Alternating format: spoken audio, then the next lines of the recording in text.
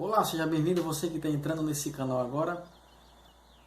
E o nosso tema de hoje é: o que é a Sagrada Tradição Apostólica? Fique conosco nesse vídeo, assista até o fim e não esqueça de se inscrever no canal, deixar o seu like e compartilhar com seus amigos.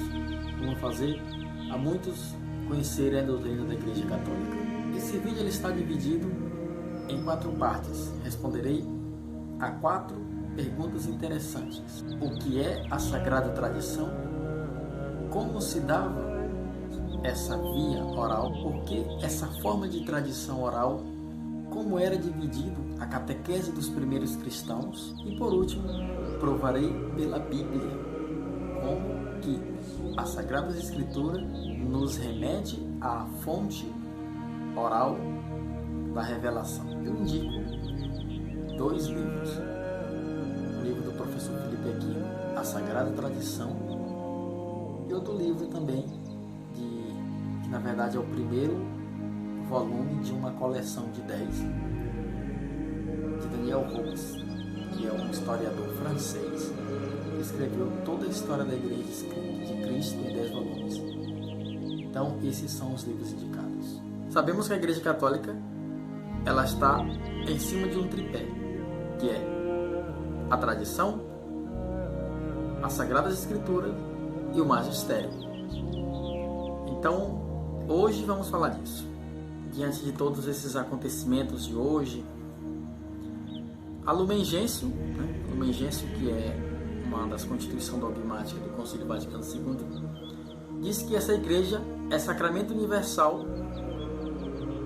da humanidade, sacramento universal da salvação da humanidade. Essa igreja. E como eu falava agora há pouco dos 3 pilares da Igreja Católica, então pode nos aparecer uma pergunta: o que é a tradição apostólica? Talvez muitos dos que estão escutando agora não podem não ter ouvido nem falar dessa tradição. Então, a tradição apostólica é tudo aquilo que veio dos apóstolos, ou seja, aquilo que os apóstolos receberam do próprio Jesus Cristo, aquilo que eles escutaram do próprio Jesus Cristo, aquilo que eles viram dos seus milagres, os milagres que Jesus Cristo fez, muitas palavras que foi falada e várias outras coisas. Isso é a tradição, que se diferencia daquilo que foi escrito e que nos será dito, do qual eu falarei em um próximo vídeo. E essa tradição não se trata simplesmente, não se trata de uma tradição de homens, no qual um avô contra com o filho contra por outro filho, e assim vai passando, né? Não é essa tradição, mas é uma tradição que se refere somente à salvação dos homens, aquilo no qual o Deus Jesus Cristo quer nos salvar, e que foi deixado por Ele essa tradição. Não é algo que os discípulos inventaram, que eles quiseram, não, foi o próprio Jesus Cristo que revelou a eles. Então agora darei 3 exemplos básicos daquilo que não está escrito na Bíblia e que chegou até nós através dos discípulos. Exemplo, o credo que nós professamos, creio em Deus Pai Todo-Poderoso, não está na Bíblia, mas veio dos apóstolos. Os 7 sacramentos da igreja também não está escrito na Bíblia de forma sistematizada. Os 7 sacramentos dos apóstolos. E também o costume de batizar as crianças também não está na Bíblia, mas veio dos apóstolos. Esses são 3 exemplos básicos dessa tradição. Então a igreja no Concílio Vaticano II, que foi um concílio que foi de 62 ao ano de 65, na Constituição Dogmática da Inverno, reconhece que a Sagrada Tradição tem o mesmo peso da revelação das Sagradas Escrituras, ou seja, eles estão no mesmo patamar de verdade. tanto a tradição como as Sagradas Escrituras, que falaremos depois, como eu já falei. Sendo assim, chamamos isso, essa tradição oral. Que oral? Aquilo que saiu da própria boca de Jesus Cristo. E pode aparecer uma outra pergunta, né? Talvez vocês possam estarem se perguntando agora. Por que essa forma de tradição oral? Por quê? Então, porque primeiro era a forma que os judeus usavam para catequizar seus próprios filhos. E Cristo, como sendo um bom judeu da tribo de Judá, tendo sangue judeu, também usou dessa, vamos dizer, dessa técnica de transmitir aquilo que ele queria. Agora eu posso dar um exemplo, né? Um exemplo interessante porque respeita a tradição oral. Se alguém pedisse para você escrever a sua história, como você escreveria? Você não iria escrever aquilo que ainda vai viver, não, mas aquilo que você já viveu. E assim aconteceu com as Sagradas Escrituras.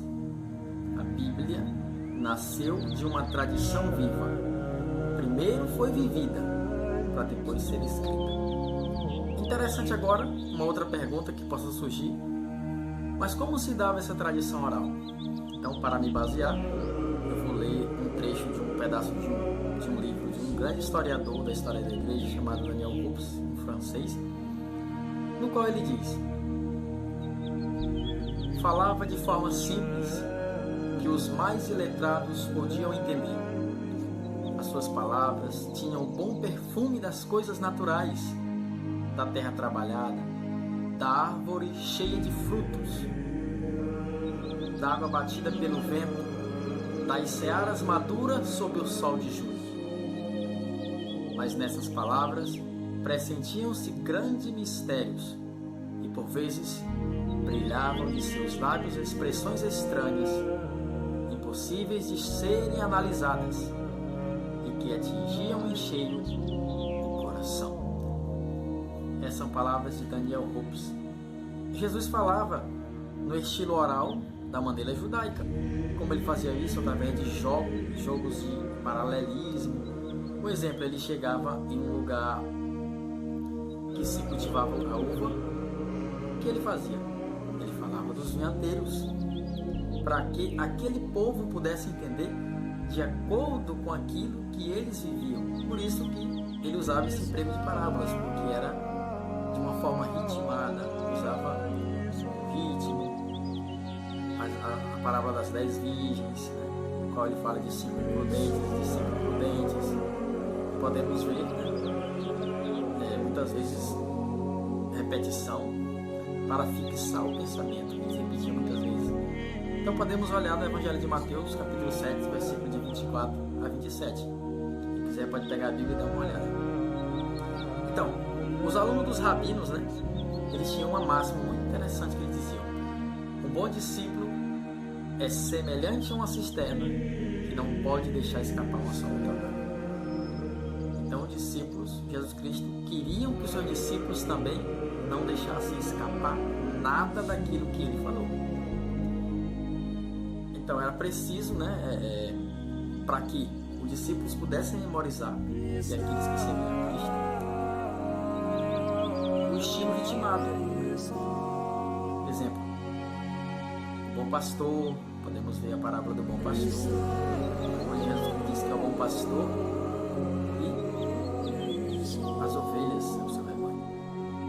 Podemos ver também a casa na rocha, onde ele fala que a rocha, a casa construída sobre a rocha firme, se segura, e a casa construída sobre a areia cai.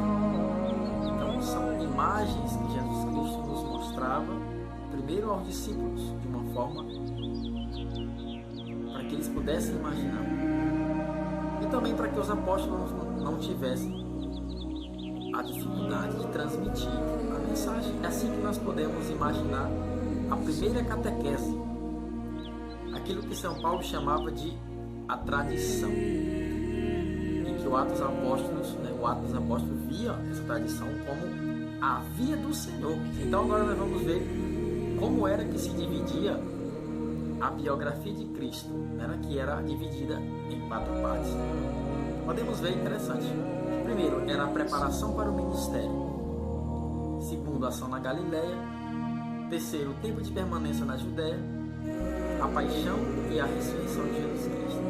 Então, eles dividiam dessas 4 formas para que ficasse melhor para eles. Mas isso era pregado oralmente, não era escrito ainda. Quanto ao ensino, se dividiam em grandes blocos. Quais eram eles? O Sermão da Montanha, as parábolas, os conselhos aos discípulos e o discurso escatológico sobre o futuro do mundo e o juízo final. Nós podemos ver em Mateus 24. Isso durou durante 20, 30 anos. Jesus Cristo morreu e não deixou nada escrito.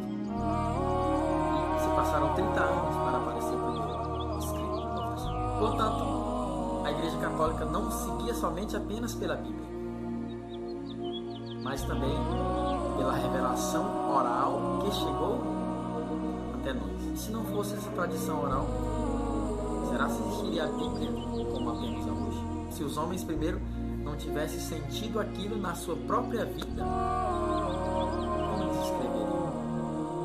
Se eles não tivessem vivido para finalizar esse vídeo, para que você compreenda melhor como a Sagrada Escritura nos remete às fontes orais. Darei alguns exemplos da própria Sagrada Escritura que nos prova dessa fonte oral. Então vamos lá. Evangelho de João, capítulo 21, versículo 25 diz: